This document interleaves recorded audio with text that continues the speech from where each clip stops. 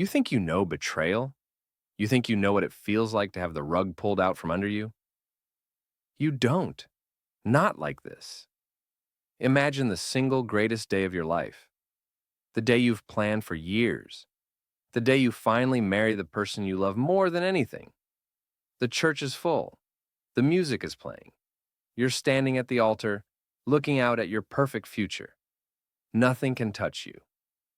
You are untouchable. But then, your phone vibrates. It's a text. It's from your boss, the man who was supposed to be your best man, the man you trusted with your entire career. The message? Three short, cold words. You are fired. On my wedding day. That was the moment my life ended, and the moment his began to crumble. This is the true story of how I took everything from the man who tried to destroy me. To understand the scale of the betrayal, you need to understand the golden life I was living, and the man who engineered it. His name was Marcus Thorne.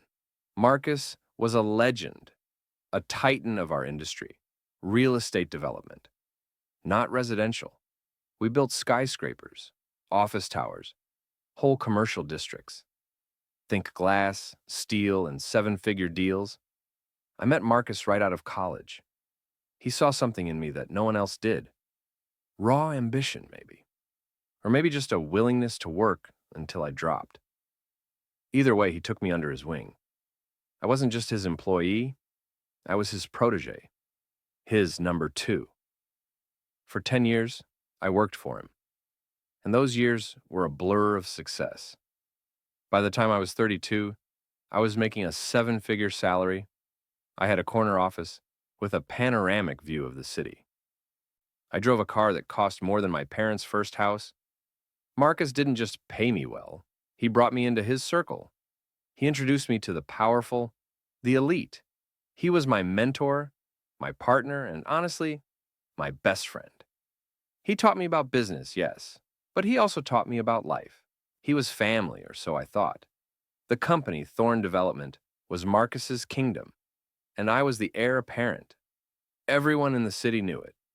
My colleagues envied me. They saw me as the guy who had it all.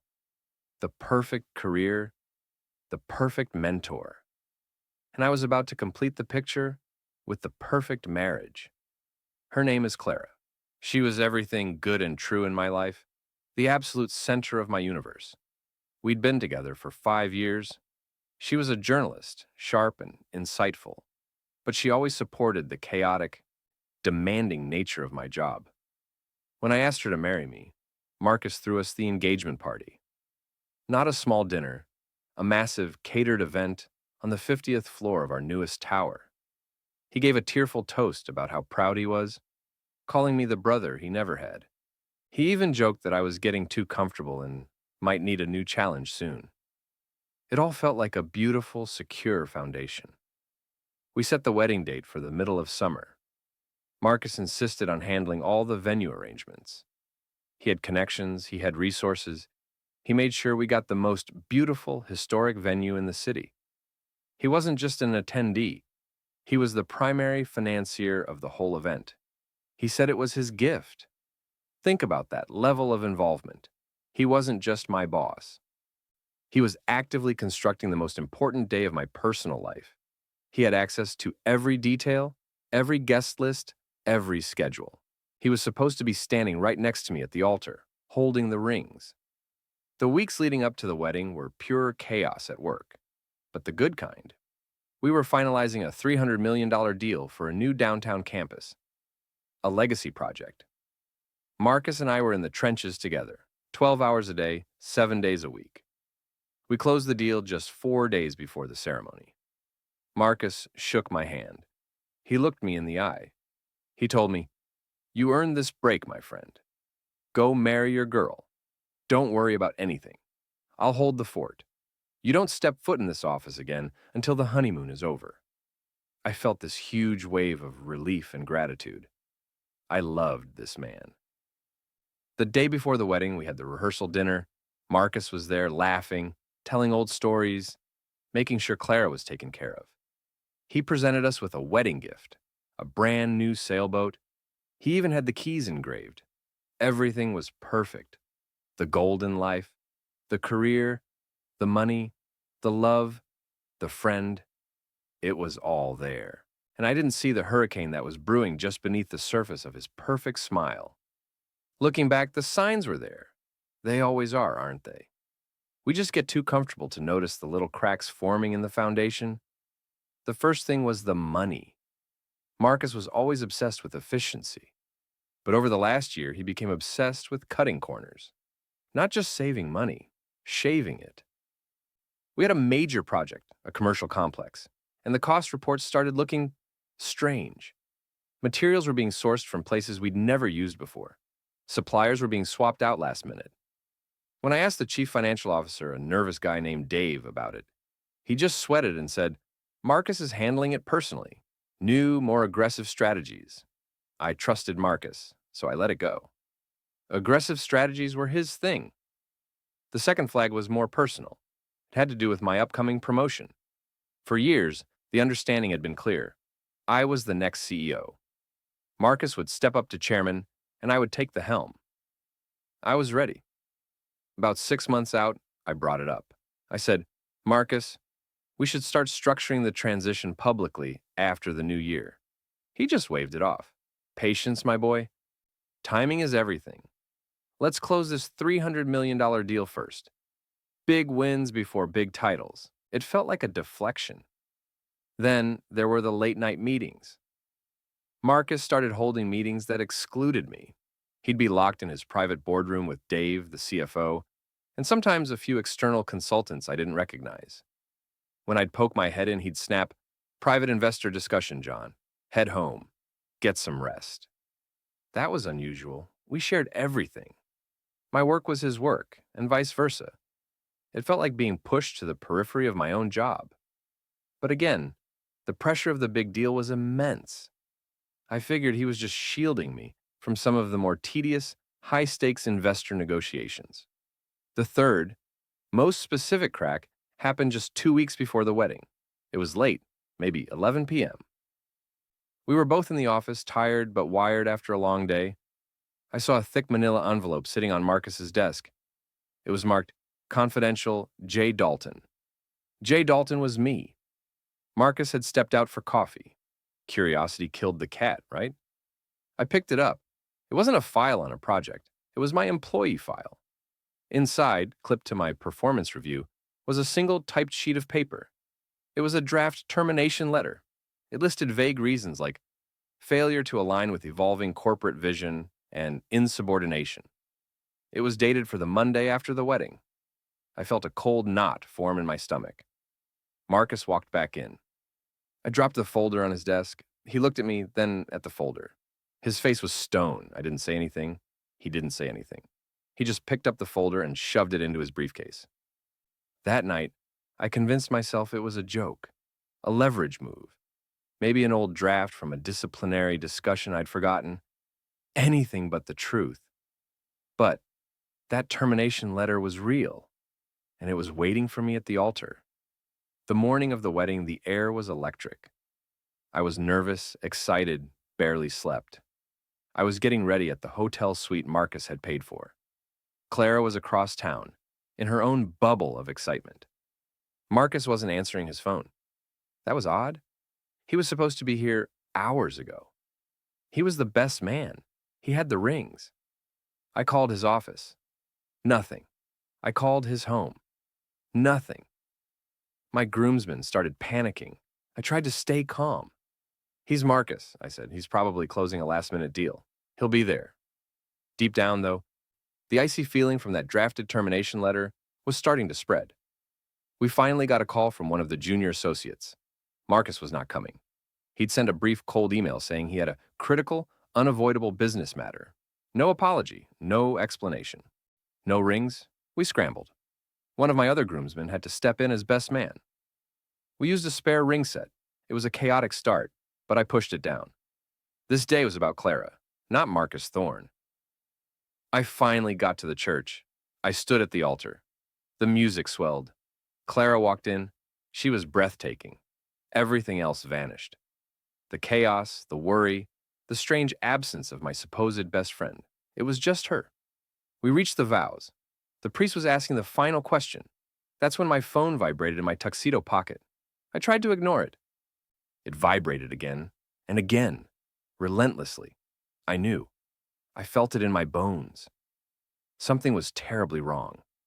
I risked a glance. It was an email from Marcus. The subject line was simply, "The Evolving Vision." I discreetly opened the text preview. The first line was, "Effective immediately, your employment with Thorne Development is terminated." That was the first punch, the one that took the air out of the church. But Marcus wasn't done.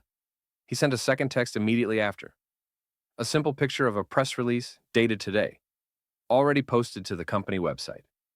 The headline, "John Dalton removed due to financial mismanagement." My vision tunneled. Financial mismanagement? I was the one who had spotted the strange cost overruns, the weird suppliers. I hadn't managed anything illegally. I was the opposite of a thief. I stood there at the altar, looking at the love of my life, holding a phone that had just vaporized my entire existence. Clara saw my face, the sheer shock. She stopped smiling. The whole room felt it. I ran out of the church. I couldn't breathe. I couldn't stay there and ruin her day. I rushed to the waiting car I was supposed to take to the reception. My phone was blowing up. Marcus wasn't just firing me, he was crucifying me. He'd emailed everyone, the entire industry. My friends, our investors, the media. He'd fabricated an elaborate story claiming I had been siphoning millions through those cut-rate suppliers I had questioned. It was beautiful in its cruelty.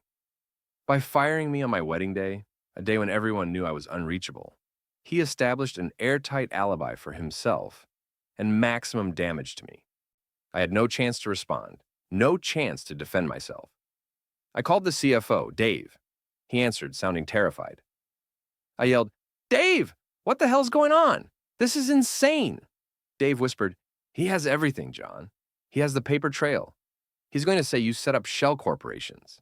He's been moving things for months." "Moving what?" I asked, my voice cracking. Dave just said, "The money, John, the real money. He's gone dark.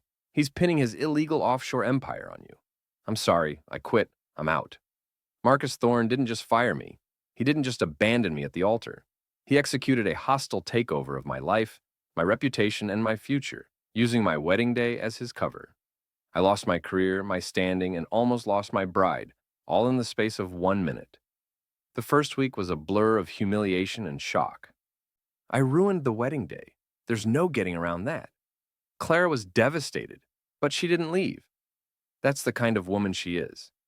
She showed up at the hotel suite, which was now just a disaster zone of half-unpacked clothes and shattered expectation. She didn't ask if I did it. She asked, "How are we going to fix this?" She was my anchor, my absolute reason to fight. Marcus had miscalculated. He thought destroying my career would destroy me. He didn't account for Clara. We tried to fight the narrative immediately. I contacted a lawyer. The lawyer took one look at the paperwork Marcus had already filed.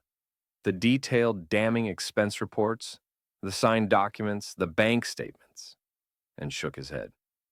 Marcus had spent months fabricating an airtight case. He had used my access, my passwords, and my absolute trust to create a paper ghost of me, a corporate criminal. The lawyer said, "John, we can spend 10 years in court, but he's already won the public battle. You need to disappear for a while, just to reset." Disappear. From a 7-figure salary and corner office to hiding in my small rental house, afraid to answer the door. Every news outlet, every social media comment repeated the same thing.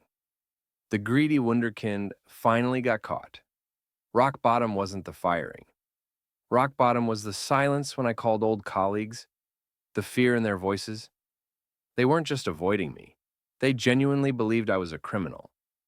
Marcus didn't just ruin my job. He successfully severed my ties to reality.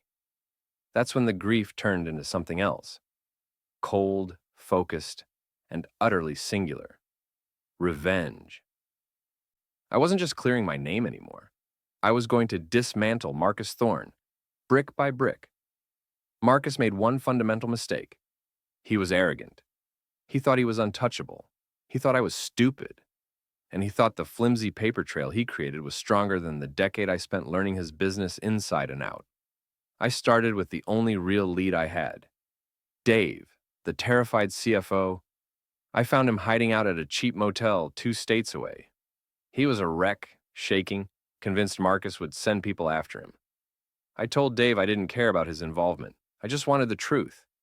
It took hours, but he finally cracked. He confirmed everything. Marcus had been using the construction company as a shell to wash hundreds of millions of dollars from illegal enterprises. The illegal empire. We weren't building skyscrapers.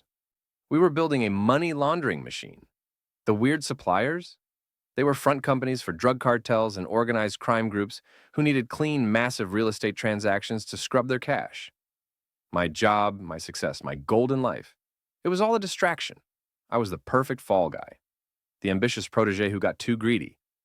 Dave had one thing Marcus didn't know he had: a key. Not a physical key, but a password. A redundant backup drive that Dave had secretly kept when he quit. It held the raw, unedited construction reports and the real vendor payment codes, the codes that linked Thorne development directly to the offshore accounts. The file was encrypted, highly encrypted. I couldn't open it, but I didn't need to. I had the target, the physical location of the backup server, where the live, unencrypted data was stored. A secure facility Marcus used downtown, tucked away in the basement of our oldest, most forgotten tower. My revenge wasn't going to be public. It was going to be surgical. It was going to be nuclear. I knew I couldn't just hand over a flash drive to the police. Marcus was too connected. He would squash it, and I'd end up arrested for trying to tamper with evidence. I had to hit him where he lived, his reputation and his current cash flow. Marcus's entire illegal operation hinged on his ability to keep construction moving, constantly recycling the dirty cash into clean steel and concrete. He was closing that huge $300 million campus deal, the one we finished just before my wedding. That deal was the gateway to his next round of washing. The campus project was massive, requiring thousands of tons of imported steel. The steel was due to land in the harbor and be shipped directly to the site. Here's where I used the knowledge only his closest confidant would have. I knew the precise delivery schedule, the names of the port managers, and the specific security protocols for high-value cargo. I didn't break the law. I just caused chaos. I created anonymous accounts and began flooding the Port Authority's logistics lines with reports.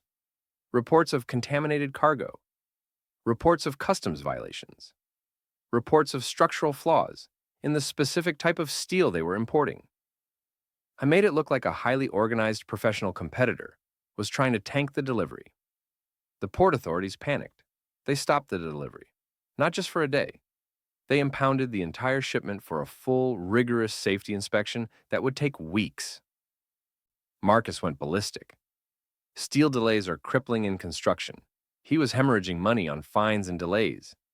He couldn't go to the authorities because that would draw too much attention to the origin of the steel, which was secretly tied to his offshore operation.